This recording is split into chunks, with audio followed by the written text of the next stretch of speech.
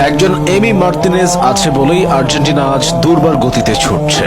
এমি আছে বলেই আর্জেন্টিনা হারতে ভুলে গেছে। তার গ্লাভস যেন মাকড়সার জাল। তিনি চীনের মহাপ্রাচীর। সতীর্থরা তাকে ডাকেন দিবু নামে, ভক্তরা ডাকেন বাজ পাখি বলে। সব ছাপিয়ে এমি হয়ে উঠেছেন আস্থা ও নির্ভরতার প্রতীক। আর্জেন্টিনার জার্সিতে তিনি যতগুলো ম্যাচ হেরেছেন তার চেয়ে বেশি ট্রফি জিতেছেন। মাস্টারমাইন্ড কোচ স্কালোনির ট্যাকটিক্স কোনো কাজে আসতো না যদি এমিলিয়ানো মার্টিনেজ নামের কেউ না থাকতো।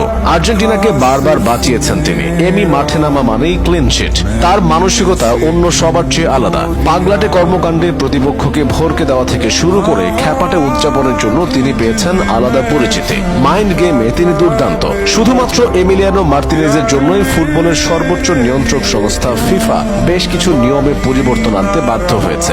এখন থেকে গোলকিপাররা পেনাল্টি নিতে আসা প্লেয়ারের মনোযোগ নষ্ট করার মতো কোনো কাজ করতে পারবেন না। পেনাল্টি নেবার সময় বাড়িয়ে দেরি করিয়ে দেওয়া যাবে না। গোলকিপাররা গোল পোস্ট এবং নেট ছুঁতে পারবেন না। একজন এমি মার্তিনেজ আছেন বলেই এত সব কাণ্ড ঘটছে। অথচ এই পথটা তার জন্য সহজ ছিল না। কেমন ছিল মার্তিনেজের উত্থানের পেছনের গল্পটা? কিভাবেই বা হয়ে উঠলেন সেরাদের সেরা? মার্তিনেজের জীবনের বেশিরভাগ কেটেছে যাযাবরের মতো। সুদূর আর্জেন্টিনা থেকে আর্সেনালের বয়সভিত্তিক দল নিয়েই ইউরোপের ফুটবলের সাথে পরিচয় তার। তবে মূল দলে নিয়মিত সুযোগ পাচ্ছিলেন না। 2014 বিশ্বকাপের ফাইনালে মারিও গোটজের শেষ মুহূর্তের গোলে স্বপ্ন ভঙ্গ হয় আর্জেন্টিনার।